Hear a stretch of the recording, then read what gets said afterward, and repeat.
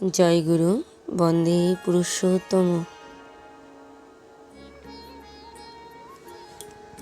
সত্যর পরীক্ষা শ্রী শ্রী অনুকূল চন্দ্র ঠাকুরের জীবনের এক মূল্যবান শিক্ষামূলক গল্প, যার সত্যনিষ্ঠা, সাহস ও বিশ্বাসের এক অপূর্ব উদাহরণ।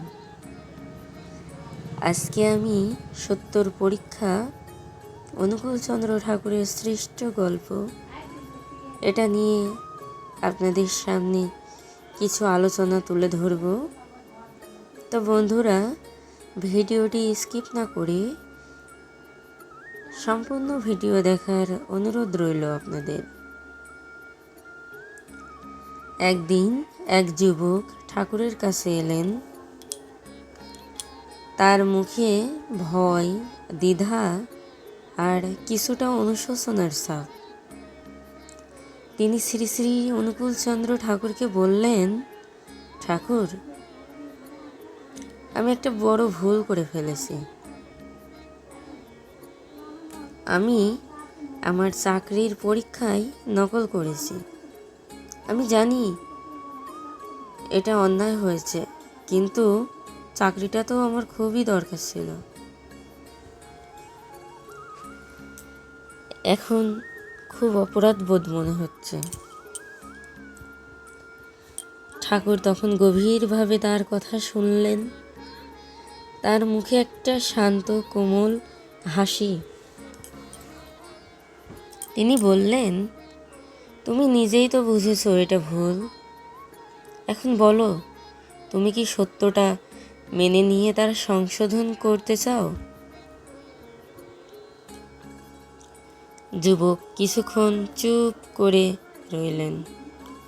তারপরে মাথা নিচু করে বললেন, হ্যাঁ ঠাকুর, আমি সত্যকে বরণ করতে চাই। আপনি বলুন, আমি কি করব?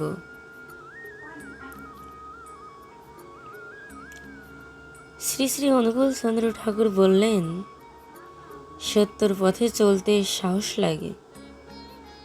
এখন যদি তুমি সত্যি সত্যকে গ্রহণ করো, তাহলে তুমি পরীক্ষার ফল বাতিল করে নিজেই দপ্তরে জানিয়ে দাও তুমি অন্যায় করেছ।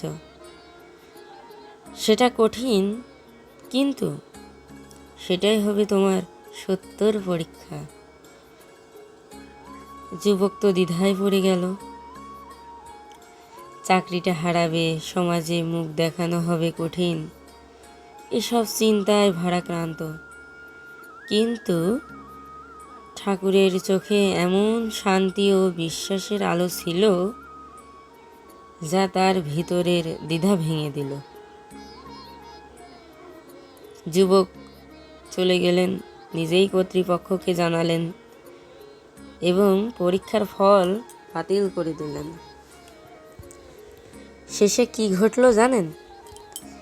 কয়েক মাস পর ওই একই দপ্তরে আরেকটি পদ খালি হলো এবং এবার পুরোপুরি যোগ্যতার ভিত্তিতে সেই যুবক আবার পরীক্ষা দিয়ে পাশ করলেন। কর্তৃপক্ষ তাকে আলাদা করে ডেকে বলল, তোমার সততা, সাহস আমাদের মুগ্ধ করেছে। আমরা এমন লোক চাই যে সৎ সাহস রাখে। তারপরে সে চাকরিটা পেয়ে গেল।